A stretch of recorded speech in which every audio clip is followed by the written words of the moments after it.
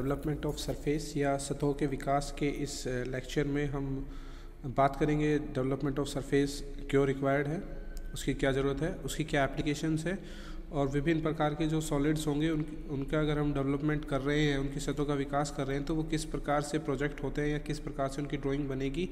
इन सब डिटेल्स के बारे में हम इस वीडियो में जानेंगे। सबसे पहले हम देखते हैं कि डेवलपमेंट ऑफ सरफेस होता क्या है। देखिए, अगर हम बात करें तो सतहों के विकास का जो उपयोग है, अगर हम बात करें तो इसमें शीट मेटल वर्क के लिए किया जाता है।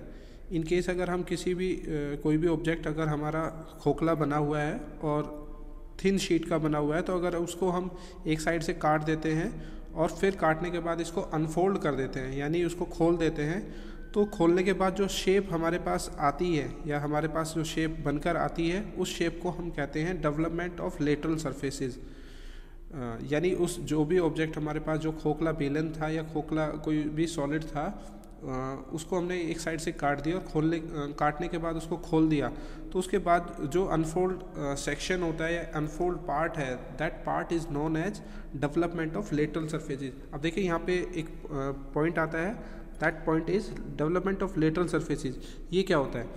Lateral surfaces is the surface excluding solids top and base, यानी एक ऐसा सरफेस जिसका जो बेस और सॉलिड है, बेस और टॉप है, वो एक्सक्लूड कर दिया है, यानी हटा दिया गया है। यानी किसी भी सॉलिड का बेस और टॉप हटाने के बाद जो सॉलिड बचता है, that surface is known as lateral surfaces. इसके बाद हमारे पास यहाँ पर आता है कि डेवलपमेंट ऑफ सरफेस की रिक्वायरमेंट क्या है। तो देखिए, जैसे कि हमने स्टार्टिंग में बात किया कि शीट मेटल वर्क में सबसे ज़्यादा इस्तेमाल होता है डेवलपमेंट ऑफ सरफेसेस, जहाँ पर आपके प्रोडक्ट को कन्वेंशनल मैन्युफैक्चरिंग प्रोसेस के थ्रू बनाना डिफ़िकल्ट है, वहाँ पर इस तरीके के एप्लीकेशन आती है डेवलपमेंट ऑफ सरफेसेस की।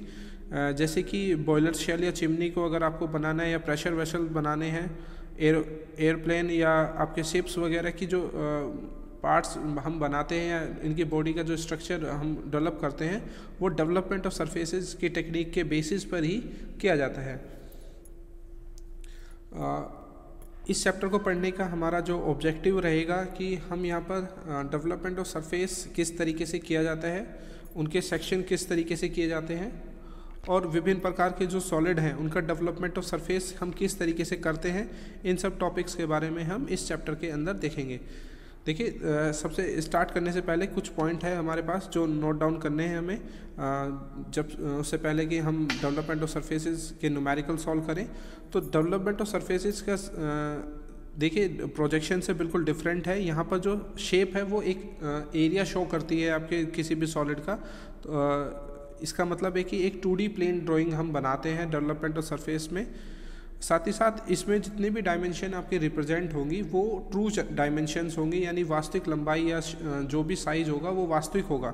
साथ ही साथ जब भी हम किसी भी सॉलिड को आपका अनफोल्ड करेंगे तो उसमें कोई भी हिडन लाइंस अवेलेबल नहीं रहेंगी। सारी की जितनी भी लाइंस हम ड्रॉ करेंगे वो सॉलिड या थिक कंटिन्यूस लाइन होंगी। तो इन सब को हम नेक्स्ट एग्जाम्पल में समझेंगे कि डेवलपमेंट ऑफ वेरियस सॉलिड्स हम किस तरीके से करते हैं और उनके बाद कौन सी फिगर हम उनके जब हम उनको अनफोल्ड करते हैं तो क्या फिगर हमें प्रोड्यूस करते हैं।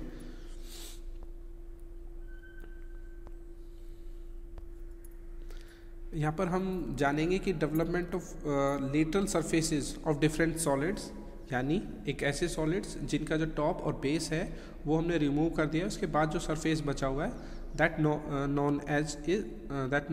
surface is known as lateral surface। देखिए, सबसे पहले हम इस कैटेगरी में देख रहे हैं सिलेंडर। हमारे पास एक सिलेंडर है जिसकी जो हाइट है, that height is given by capital H and diameter is given by capital D। यहाँ पर अगर हम इस सिलेंडर के बेस और टॉप को हटा देते हैं, उसके बाद इसको अनफोल्ड करते हैं, तो अनफोल्ड करने के बाद एक रेक्टेंगल हमें मिलता है, जहाँ पर जो रेक्टेंगल की जो लंबाई होगी वो होगी आपकी पाई इंटू D, और आपकी जो हाइट होगी रेक्टेंगल की वो होगी H। तो इस तरीके से हमारे पास अनफोल्ड करने के बाद हमें यहाँ पर रेक्टेंगल मिलता है जिसकी जो लेंथ है that is pi into D। Next हम केस देख रहे हैं यहाँ पर प्रिज्म के हमने सॉलिड टॉप और बेस को हटा दिया है। हटाने के बाद इसको जो अनफोल्ड करेंगे तो उसके पास हमें इस तरीके से कुछ रेक्टेंगल्स दिखाई देंगे। अब नंबर ऑफ़ रेक्टेंगल्स कितने होंगे ये डिपेंड करेगा कि आपका जो प्रिज्म है वो किस शेप में है, पेंटागन है, हेक्सागन है, ऑक्टागन है, या कितने उसके अंदर रेक्टेंगल्स ऑलरेडी बने हुए हैं, या कितने एज हैं यहाँ पर, या कितने फेसेस से वो बना हुआ है। उतने ही फेसेज आपके रेक्टेंगल्स यहाँ पर आएंगे, जिनकी जो लेंथ होगी वो एस होगी, यानी जो साइड्स है आपके प्रिज्म की उतनी लंबाई की आपकी साइड होगी, और साथ ही साथ जो हाइट होगी वो प्रिज्म की हाइट कहलाएगी यहाँ पर, रेक्टेंगल की हाइट।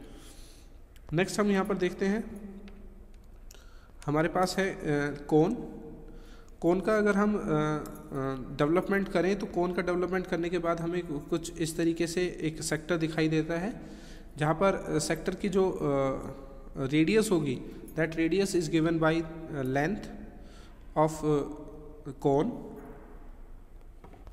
साथ ही साथ जो रेडियस होगी वो यानी एल जो है, जहाँ पे जो रेडियस होगी वो स्लांट हाइट हो जाएगी, और जो एंगल बनेगा that angle is given by R upon L into 360।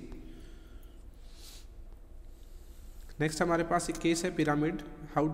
देखिए पिरामिड को जब हम डेवलप करेंगे तो यहाँ पर क्योंकि पिरामिड एक ट्रायंगुलर सरफेसेस से बना होता है, तो ट्रायंगुलर सरफेसेस से बने हुए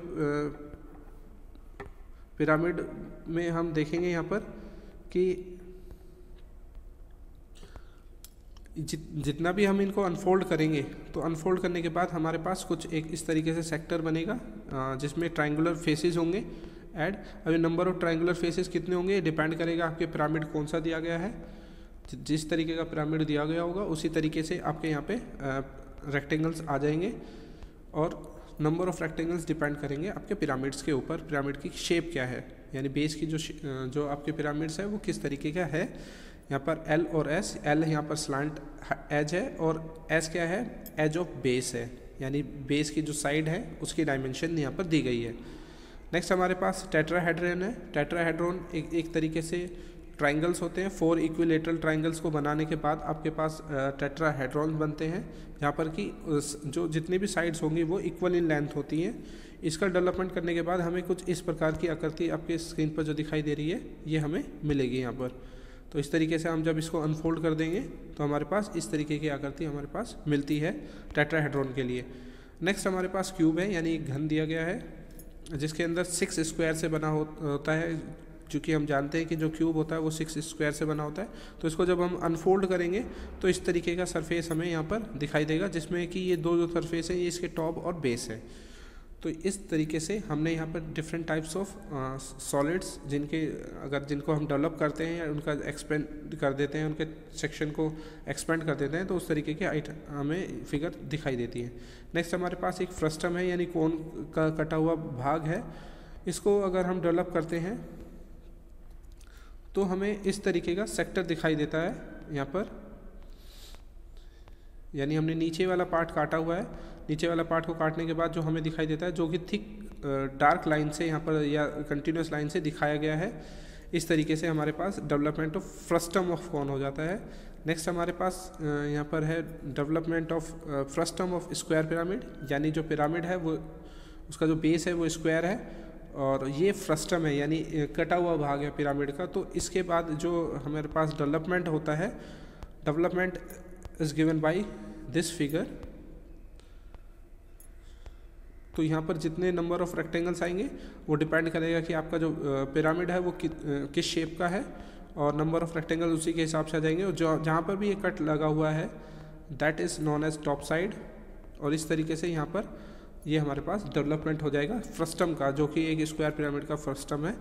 तो इस तरीके से हम यहाँ पर अपने डिफरेंट टाइप्स ऑफ फ्रस्टम है उनका हमने यहाँ पर डेवलपमेंट देखा। नेक्स्ट हम इन सब की एप्लीकेशन अपने न्यूमेरिकल्स में देखेंगे।